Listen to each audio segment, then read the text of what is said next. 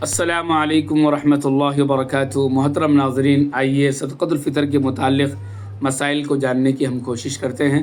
सदक़तुल फ़ितर हर उस बंदे पर वाजिब है जिसके ऊपर ज़कात वाजिब है। इसके साथ साथ घर का ज़ायद सामान मिलाकर अगर इतने पैसे जमा हो रहे हैं अगर उसको बेचा जाए तो जिससे कि 52.5 तोले चांदी को ख़रीदा जा सकता हो, तो ऐसे लोगों पर सदक़तुल फ़ितर वाजिब जो है होता है।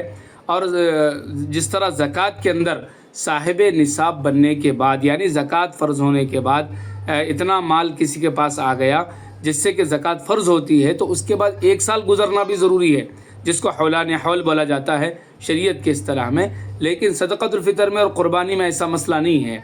ईद के दिन सुबह सादिक़ तक भी अगर किसी के पास इतने पैसे आ गए या इतना ज़ायद सामान है जिसको बेचा जाए तो 52.5 तोले चांदी को ख़रीदा जा सकता है, तो ऐसे तमाम लोगों पर सदक़तुल फ़ितर वाजिब होता है। अब सदक़तुल फ़ितर की मक़दार क्या है? घर के एक मेंबर की तरफ से गेहूँ से अगर हिसाब किया जाए तो 1.25 किलो गेहूँ की कीमत है। हमारे पास तहफ़्फ़ुज़ शरीयत ट्रस्ट है जो हमेशा उम्मत मुस्लिमा की रहनुमाई करती है, उसके एतबार से उन्होंने इस साल भी उसकी मक़दार बताया है। अगरचे कि गंदम के एतबार से, गेहूं के एतबार से 80 रुपये बताया, लेकिन 100 रुपये अगर अदा कर दें तो ये ज़्यादा बेहतर, ये मिनिमम है। ये बिल्कुल उन लोगों के लिए जो थोड़ा सा लो क्लास के लोग हैं या मिडिल क्लास से ज़रा नीचे लोग हैं, ऐसे लोगों के लिए है। उसके बाद दूसरी मक़दार है सदक़तुल फ़ितर की जौ यानी बार्ली के ज़रिए से देना। 3.5 किलो बार्ली जौ की कीमत है जो कि 350 रुपये बनती है। तो जिसके ऊपर भी सदक़तुल फ़ितर यानी फ़ितरा वाजिब है, घर के एक मेंबर की तरफ से 350 रुपये अदा कर दें। ये दूसरा स्टेप है, दूसरा नंबर है। जो मिडिल क्लास के लोग हैं ऐसे लोगों के लिए ये अदा करना बेहतर है। तीसरा जो है स्टेप है इसका खजूर के ज़रिए से 3.5 किलो एक मेंबर की तरफ से सदक़तुल फ़ितर अदा करना, जिसकी कीमत बनती है 1050 रुपये। जो लोग जिनकी माली एतबार से जो लोग बेहतर हैं वो खजूर के ज़रिए से उनको देना चाहिए कि एक मेंबर की तरफ से 1050 रुपये का वो फ़ितरा अदा कर दें। ऐसे उसके ऊपर सबसे हाई लेवल है 3.5 किलो किशमिश की कीमत, जिसकी बन रही है 1925 रुपये, 1925 रुपीज़ एक मेंबर की तरफ से। अल्लाह ने जिसको माल दौलत दिया है, साल में एक मरतबा मौका मिलता है। ये सदक़तुल फ़ितर क्यों है? हमारे रमज़ान की जो इबादत में जो कमी बेशी होती है, अल्लाह ताला इस सदक़तुल फ़ितर की बरकत से वो कमी बेशी को दूर करके हमारे तमाम आमाल को कबूल कर लेते हैं। वरना फ़ितरा अदा नहीं करेंगे तो हमारे आमाल कबूल होने के लिए मुअल्लक़ रहेंगे, रुके हुए रहेंगे जब तक कि फ़ितरा अदा ना हो। तो लिहाजा सदक़तुल फ़ितर रमज़ान में कभी भी अदा किया जा सकता है। ईद उल फ़ितर से पहले अदा कर दें। किसी वजह से ईद उल फ़ितर से पहले अदा नहीं कर सके तो ईद के बाद अदा कर दें, लेकिन ज़रूर अदा करें। तो लिहाजा पहला नंबर 80 रुपये यानी बेहतर है 100 रुपये। उसके बाद दूसरा स्टेप है 350 रुपये, फिर उससे आगे है 1050 रुपये, फिर उससे आगे 1925 रुपये। तो ये 4 तरह के मक़दार हैं जिसको अदा करने की हम ज़रूर फ़िक्र करना चाहिए।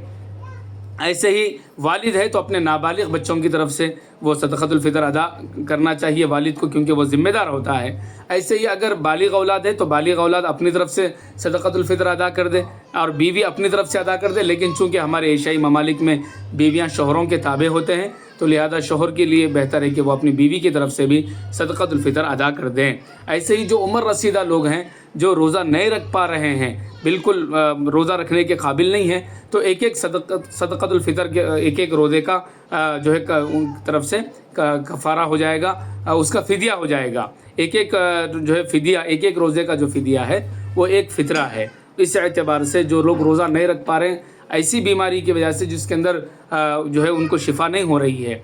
लेकिन एक बात यहाँ याद रखना ज़रूरी है कि अगर कोई ऐसा बंदा जो बिल्कुल जिसको डॉक्टर ने कह दिया कि अब ये शिफा नहीं होगी, हमेशा बीमार रहेगा, उसने अपनी तरफ से फ़ितरा अदा कर दिया, एक रोज़े के तरफ से एक फ़ितरा अदा कर दिया, लेकिन बाद में चलकर अगर सेहत हो गई तो ऐसे बंदे के लिए भी ज़रूरी है कि फिर वो दोबारा रोज़े रखे रमज़ान मुबारक की क़ज़ा कर ले। उसके अलावा कोई ऑप्शन नहीं है। जो फ़ितरा उसने अदा कर दिया था उसका सवाब मिल जाएगा, लेकिन सेहत होने के बाद दोबारा रोज़े रखना उसके लिए लाजमी और ज़रूरी होगा। एक आखिरी मसला आज की तारीख़ में ये याद रखने का ये है कि बहुत से लोग जिनके बच्चे बैरून ममालिक में रहते हैं, अमेरिका में है, लंदन में है, वगैरह वगैरह, ऑस्ट्रेलिया में, कनाडा में है, तो वहाँ के बच्चों का اگر فطرہ یہاں ان کے والد ادا کر رہے ہیں یا ان کے بھائی ادا کر رہے ہیں تو وہاں کی قیمت کے اعتبار سے ادا کرنا ضروری ہے.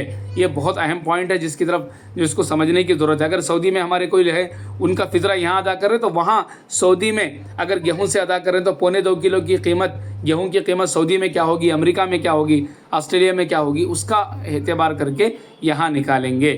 ورنہ یہاں کے حساب سے اگر دیں گے تو پھر ان کا فطرہ ادا نہیں ہوگا. یہ بھی ایک اہم مسئلہ ہے. چاہے ان کو وہاں نکالو چاہے یہاں نکالو, لیکن وہاں جس مقام پہ آدمی رہ رہا ہے وہاں کی قیمتوں کا اعتبار ہوگا. اللہ تعالیٰ سے دعا ہے اللہ تعالیٰ مجھے آپ کو اپنے اعتبار سے ضرور فطرہ ادا کرنے کی توفیق عطا فرمائے. شکریہ, جزاکم اللہ خیرہ.